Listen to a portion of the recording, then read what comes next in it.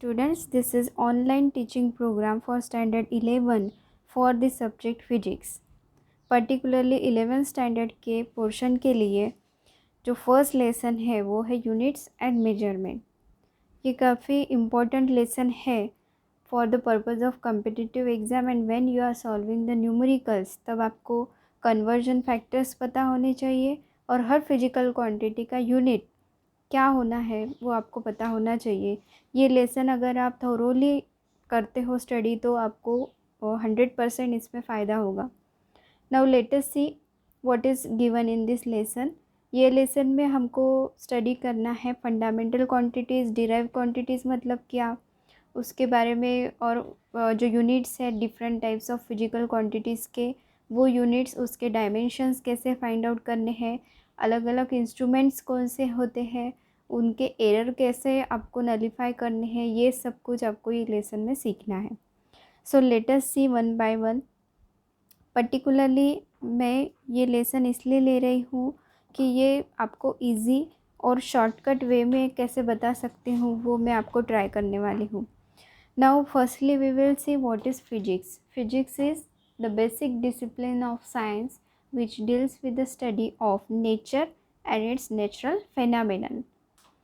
आप सबको पता है कि फ़िज़िक्स, केमिस्ट्री, बायोलॉजी ये बेसिक डिसिप्लिन्स है साइंस के जो स्टडी करते हैं नेचर और उसमें पाए जाने वाले अलग अलग फेनामेनन, ये सब कुछ है. और उसके बाद है मेजरमेंट मतलब क्या. So it is comparison. Measurement मतलब कंपैरिजन किसके साथ, विथ स्टैंडर्ड मेजरिंग यूनिट. एक यूनिवर्सली एक्सेप्टेड जो मेजरिंग यूनिट सिस्टम है उसके साथ कंपेयर करना, that is called as the measurement. So dear student, आपको पता होगा कि सिस्टम ऑफ यूनिट्स कौन कौन सी है. रिसेंटली अब तक हम लोग 3 सिस्टम्स यूज़ करते थे, CGS सिस्टम, MKS और FPS. बट 1917 में 14th इंटरनेशनल जनरल कॉन्फ्रेंस हो गई और उसमें हम सब लोगों ने तय किया कि we will use the SI system of unit, system international. ये सिस्टम ये तीनों सिस्टम से थोड़ी अलग है. वैसे यूज़ किए जाने वाले यूनिट्स तो सेम ही हैं. जैसे हम फर्स्ट देखते हैं CGS सिस्टम. इसमें सेंटीमीटर, ग्राम और second. Centimetre for length, gram for mass and S for time means second. This system is called as the CGS system of units. दूसरी है MKS system. M means meter, K means kg and S means second. So MKS system. Then third one is FPS system, that is foot for length. Then P pound for mass and S again for seconds, that is FPS system of units. और जो चौथी है that is very important, SI system of unit. SI means system international. इसका जो long form है वो याद रखना. इंटरनेशनल सिस्टम ऑफ यूनिट्स ने रिकमेंड किया हुआ है.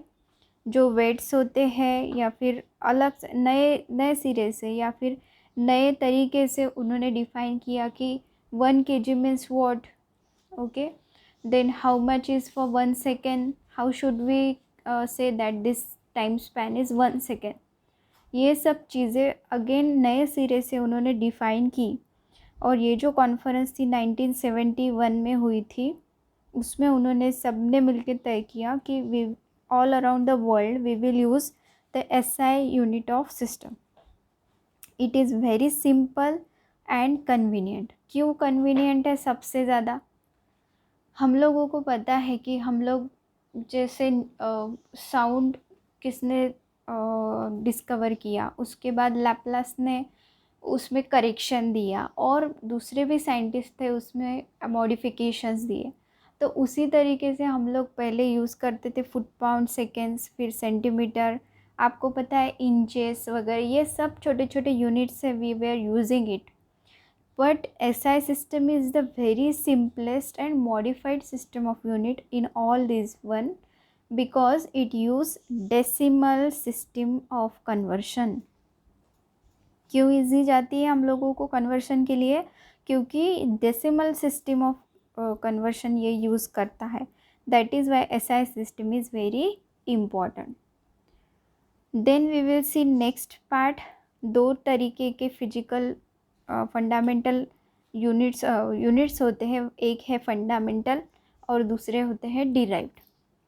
तो उससे पहले मैं आपको एक बात बताना चाहती हूँ कि फिजिकल क्वांटिटी मीन्स क्या एक्चुअली.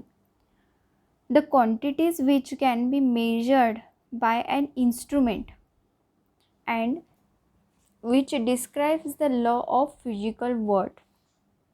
आप 9th स्टैंडर्ड में ज़रूर पढ़े होंगे कि फिजिकल क्वांटिटी मतलब एक numerical value multiplied by unit. मतलब आपके पास एक पेंसिल है, दो पेंसिल्स है सपोज़, एक लॉन्ग है और एक छोटी है. तो how will you define the length of second one? जो बड़ी है that is suppose it is P2 और जो छोटी है वो है P1. तो P2 is equal to twice of P1 ऐसा हम कहते हैं, right. So means it is twice of length of P1. ये हो गया P2 का measurement, that is measurement of P2. तो हर फिजिकल क्वांटिटी को हम कैसे लिखेंगे जनरल वे में? Physical quantity is equal to numerical value multiplied by its unit. ये हमेशा आप लोगों को याद रखना है कि कोई भी फिजिकल क्वांटिटी मतलब क्या? एक न्यूमेरिकल वैल्यू और उसका unit, that is the physical quantity. Okay guys. So the next thing is fundamental unit. दो तरीके के यूनिट्स होते हैं, एक है फंडामेंटल यूनिट और दूसरा है डिराइव्ड यूनिट्स. सो फंडामेंटल मतलब क्या? जो बेसिक है, जो किसी पर डिपेंड नहीं है, उसको बोलेंगे फंडामेंटल. आप सबको पता है कि कोई भी वर्ड है, कोई भी सेंटेंस है सपोज, तो वो किससे बनता है? वर्ड्स से. वर्ड्स किससे बनते हैं? अल्फ़ाबेट से. तो अल्फ़ाबेट्स किससे बनते हैं? किसी से नहीं, वो फंडामेंटल है. वो खुद है, मीन्स वो किसी पे डिपेंड नहीं है. Okay. So alphabets are the basic और द फंडामेंटल क्वांटिटीज़. और वर्ड्स या फिर सेंटेंसेस या फिर paragraphs, letters, all this quantities are derived from the fundamental ones. Means आप कुछ भी लिखोगे, लेटर्स लिखोगे या फिर पैराग्राफ्स लिखोगे, तो वो सब किस पर डिपेंड है? अल्फ़ाबेट्स पर. तो अल्फ़ाबेट्स हो गए बेसिक और फंडामेंटल क्वांटिटीज़. ओके. और सेंटेंसेस हो गए डिराइव्ड क्वांटिटीज़. उसी तरीके से हर डिराइव्ड यूनिट, हर जो आप क्वांटिटी फाइंड आउट करेंगे वो बेसिक फंडामेंटल क्वांटिटीज़ पर डिपेंड है. अभी फंडामेंटल यूनिट की डेफिनेशन हम लोग देखेंगे. The units use to measure fundamental quantities are called fundamental units. जो फंडामेंटल क्वांटिटीज़ को मेजर करने के लिए यूज़ करते हैं that is called as fundamental units. The fundamental quantities and their units are, आपको दिख रहे होंगे स्क्रीन पर. पहली है length, mass, time, temperature, electric current, luminous intensity, amount of substance. So हम सबको पता है एसआई सिस्टम में लेंथ के लिए हम लोग मीटर यूज़ करते हैं, मास के लिए किलोग्राम, टाइम के लिए सेकंड, टेम्परेचर केल्विन, या फिर हम लोग डिग्रीज़ में भी फाइंड आउट करते हैं, लेकिन यहाँ पर आपको ये याद रखने के लिए temperature kelvin, electric current amperes, luminous intensity candela और अमाउंट ऑफ सब्सटेंस मोल. ये 7 फिजिकल क्वांटिटीज़ जो है वो आपको हमेशा के लिए ध्यान में रखनी है. These are the fundamental quantities. और उसके अपोजिट आपको जो दिख रहा है metre, kilogram, second, kelvin, ampere, candela and mole, these are the fundamental units. Okay. Next is derived quantities and its units. आप सबको पता है कि डिराइव्ड मीन्स जो फंडामेंटल पर निर्भर होती है, जो डिपेंड करती है फंडामेंटल क्वांटिटीज़ पर, that is called as derived quantities and units. In physics आपको पता है कि लार्ज नंबर ऑफ क्वांटिटीज़ होती है, जैसे स्पीड है, मोमेंटम, रेजिस्टेंस, कंडक्टिविटी, जो फोर्स, एक्सेलरेशन, वेलोसिटी, ये सब बेसिक चीज़ें हैं। हम वन बाय वन उसके फॉर्मूला भी लेने वाले हैं अगले पीरियड में for the purpose of dimension, which depend on some और ऑल। जैसे आपको पता है कि वेलोसिटी की डेफिनेशन क्या है, velocity means rate of change of displacement. तो वेलोसिटी किस पर डिपेंड हो गई, डिस्प्लेसमेंट पर। उसी तरीके से what is the formula for force, force is mass into acceleration. मतलब फोर्स डिपेंड है मास और एक्सेलरेशन पर। एक्सेलरेशन किस पर डिपेंड है, वेलोसिटी पर और टाइम पर। So that is Y these quantities are called as the derived quantities which are depend upon fundamental quantities for its measurement। एक एग्जाम्पल आपको यहाँ पर स्क्रीन पर दिखाई दे रहा है। SI unit of velocity is metre per second, unit of displacement is metre, unit of time is second. तो हम लोग मोमेंटम का यूनिट कैसे फाइंड आउट करते हैं, देखिए मोमेंटम का फॉर्मूला है mass into acceleration into velocity, mass into velocity.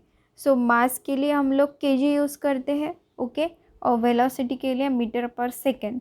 सो मोमेंटम का जो यूनिट हो गया वो है kg मीटर पर सेकेंड्स। तो ये दोनों डिराइव्ड यूनिट्स आपको समझ में आ चुके होंगे।